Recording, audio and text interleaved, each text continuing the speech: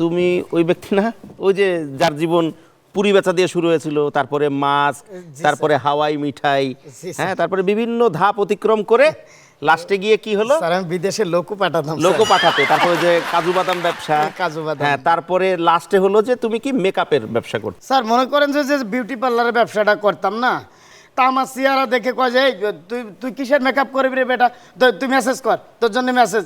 এখন আপনি চিন্তা করেন স্যার যে আমি মেকআপ তো জানতাম, আমি এই রাস্তার মাঝখানে মানুষের মাঝে আমি কি মানুষের মেসেজ? না না না না, আমি একজনকে মেসেজ করিনি, তাই আমি মারধর খাই, আমি ব্যবসা ছেড়ে দিয়েছি। এখন তাহলে কি শুরু করছো? জি স্যার, আমি এখন ব্যাংকের লোন অ্যারেঞ্জ। বাহ, ভেরি গুড। আমার কাছে মনে হয় তুমি কোনো ব্যাংকের ব্রাঞ্চ ম্যানেজার, রাইট? না স্যার, হ্যাঁ সেকেন্ড অফিসার? না স্যার, ওগুলো সেকেন্ড অফিসার না, তাহলে অফিসার? না স্যার, না স্যার, অফিসার না স্যার। Junior officer? না। তোর বেটা তাহলে কি তুই ক্লার্ক না ঝাড়ুদার? আমার ড্রেস দেখে কি আপনার ঝাড়ুদার মনে হয় স্যার? না, আমার তোমার ড্রেস দেখে ঝাড়ুদার না মনে হলো, এই ড্রেসটা আমার কাছে কেন জানি মনে হচ্ছে তুমি ভাড়া করে নিয়ে আসছো।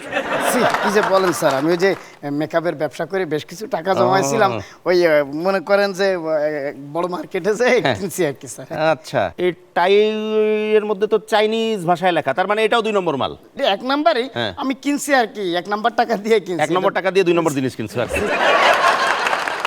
ব্যাংকে জয়েন করো নাই তুমি, ব্যাংকের কোনো কর্মকর্তাও না, তুমি লোন অ্যারেঞ্জ করো কেমনে?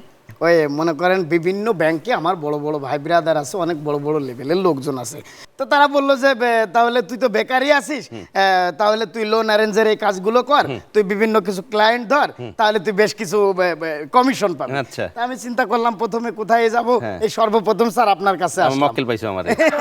স্যার আপনি যে বড় বড় ব্যবসা বাণিজ্য করেন না, আপনার তো লোনের অবশ্যই দরকার। এটা ঠিক বলেছো, আমি তো নতুন ব্যবসা শুরু করলাম, তো আমার একটু লোন লাগতেই পারে। আচ্ছা, মনে করো যে 50,000 টাকা লোন পাওয়া যাবে?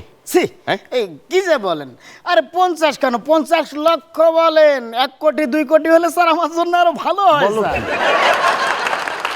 1 কোটি 2 কোটি? আচ্ছা 1 মিনিট, আমি যে লোন নেব সেটারও একটা প্রবলেম আছে, আমার তো কোনো কাগজপত্রও নাই, বন্ধক দেওয়ার মতো কোনো জায়গা জমিও তো নাই, তাহলে কেমনে লোন নেব? ওই কাগজপাতি সবকিছু ওনরাই করে দেবে, তার জন্য এক্সট্রা একটু খরচ আছে 2% আর কি। আমি তো ফেরত দিতে পারবো না, তখন কি হবে? না দিতে পারলে নাই, কত মানুষ নিচ্ছে টাকা ফেরত দিতে পারছে না, বড় জোর আপনার নামে মামলা হবে। মামলা হলে পারে কি হবে, বছরের পর বছর মামলা চলবে, মামলা চলতে চলতে আপনার লাইফ শেষ হয়ে যাবে। ও, লাইফ শেষ হয়ে গেলে তো কেল্লা হতে না। আচ্ছা, মনে করো কেউ যদি টাকাটা মেরে দেয়? মেরে দিচ্ছে না কত লোক, 1 কোটি টাকা আপনি তুললেন, কাগজপাতির প্রসেসিং করতে মনে করেন গেল, এরপরে ওই যে কাগজপাতি রেডি করতে স্যাংশন করতে যে কিছু গেল, কত গেল মনে করেন 20 লাখ গেল। আচ্ছা, তাছাড়া মামলা চালাইতে চালাইতে আর 30 লাখ গেল। 30 গেল, 30 20 50 গেল, আর থাকলো কত? 50 লাখ। এখন আপনি দেখেন যে বিনা পুঁজিতে বিনা ক্যাপিটালে এত স্বল্প সময়ে আপনি 50 লক্ষ টাকা আপনি পাচ্ছেন, এত স্বল্প টাইমে এত টাকা ব্যবসা আর অন্য কোথাও আপনি করতে পারবেন না। এখন আপনি এই টাকা দিয়া মালয়েশিয়া মনে করেন সেকেন্ড হোম কিনতে পারবেন, তারপর আমেরিকা কানাডা যে বেগমপাড়া আছে ওইখানে আপনি ইচ্ছা করলে বাড়ি কিনতে পারবেন। এই সব ব্যবস্থা ওনরাই করে দেবে স্যার। মারছে না তুমি? কেন স্যার? তুমি একটা দেশদ্রোহী, তোমার মতো লোকদের জন্য দেশের আজকের এই অবস্থা, কোটি কোটি টাকা যে পাচার হয়ে যায় তোমাদের মতো লোকের জন্য, তো পুলিশে দেওয়া উচিত তোকে। কি কোন স্যার, তাহলে কি আমি ভুল জায়গায় আসছি? না না না, তুমি ঠিক জায়গায় এসছো, তুমি এই জায়গায় আসছো বলেই আমি তোমার ভুলটা ধরিয়ে দিতে পারলাম, যাতে তোমার নিজেরও ক্ষতি হবে না, দেশেরও যেন আর ক্ষতি না হয়।